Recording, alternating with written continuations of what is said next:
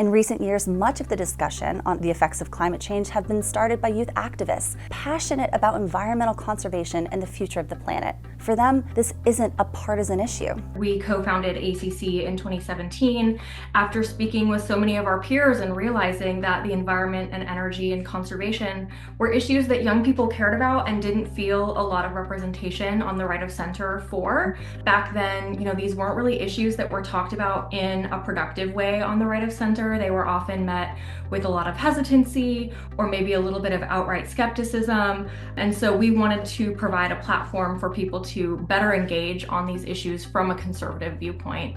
I founded the Rainey Center in June of 2018. We're the only woman-founded and led group in the conservative climate space. We're proud of that, although we hope that there will be more soon. Women have been an active voice in climate and energy issues for a long time. There's a group called the Women's Energy Resource Council, for example, that I happen to be a founding member of it when it started in the early 2000s, and Colleen Moss, who is on our team on policy and government affairs, is now the president of that group. Women make the vast majority of consumption decisions for households, and that includes, are we turning on the electricity today?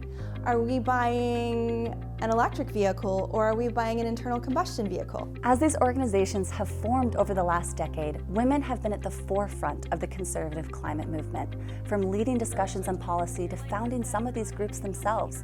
But it hasn't always been that way. When I started in 2016, there weren't a whole lot of women. There weren't a lot of right-of-center groups, actually. The energy sector has not had a lot of women in place. So being a female conservative, running an organization that's touting wind and solar, climate change, and clean energy was an anomaly. I think women have this view of these issues that allow it to permeate in culture, and I think that a lot of that is why this eco-right conservative environmental movement has also been so successful, is because we're able to draw those links between culture and politics. Women as consumers and leaders who care about quality of life have a very important voice. And I think that's why so many women who are conservative are part of this movement. We're 50% of the population, so it's good to have those voices in. We tend to bring people into consensus and convene people, so I think having this mix of women in the conversation, I think that's what we as women, conservative women, Republican women, bring. We bring people together, we initiate conversation, we initiate dialogue. I find a lot of women are very pragmatic in terms of coalition building and consensus building as well. And there's just sometimes a sisterhood that comes with looking across the table with someone and saying, like, you know what I mean, right?